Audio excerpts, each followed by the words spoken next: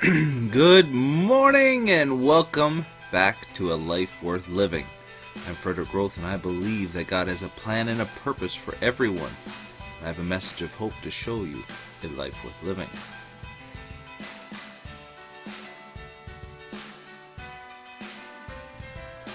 So, this morning we are going to backtrack a little bit to Numbers chapter 25 because I seem to have missed it. But sometimes that's a good thing because learning the lesson that we did yesterday before this lesson is also help give more perspective. Excuse me. So yesterday we talked about keeping on purpose and sticking with it to the end to see the end and receive our promise. Now, if we back up to Numbers chapter 25, it is the end of the story of Balak and Balaam, and they're conspiring to curse Israel from afar. Well, Balaam the prophet was not able to do that. God would not let him. And so Balaam devised a plan.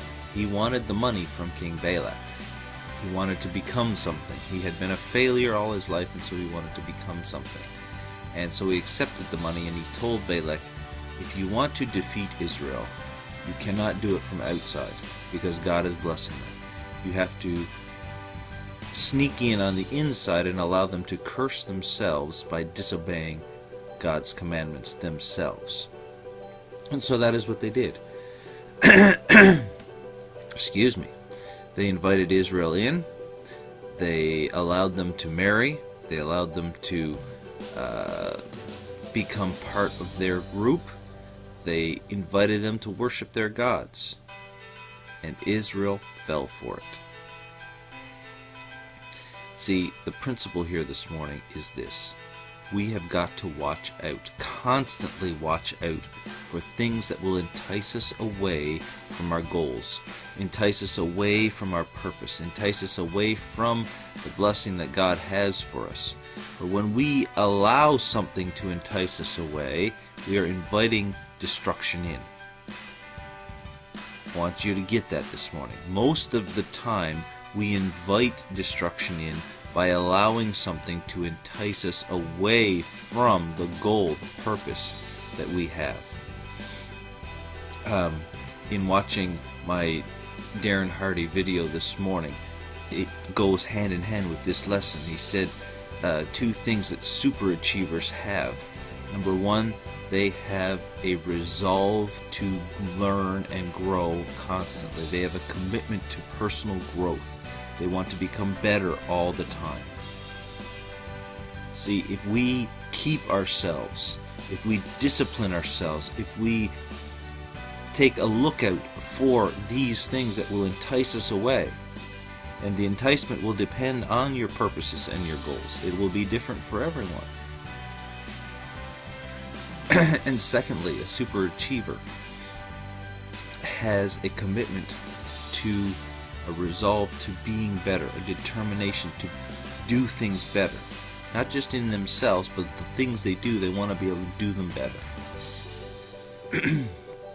So, we must keep an eye out. We must keep a watch so that we don't fall for the trap of enticement. The priest at the time, Eliezer, Aaron's son, he saw this in action. He saw someone being taken away by the enticement of one of the fine women of Midian. And he took action and took care of the problem immediately. And God commended him for this action, in that his zeal stayed the wrath of God. We got to be zealous. We got to be determined. We got to be resolved and resolute in our determination to reach our goal, our promise. Caleb and Joshua, we talked about yesterday from the chapter before this one.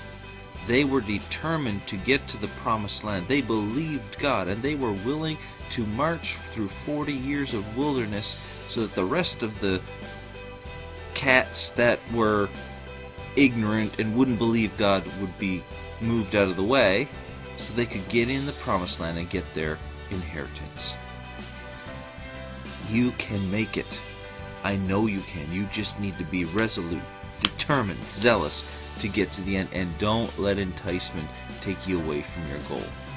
Now get up and go and live a life worth living. God bless you today.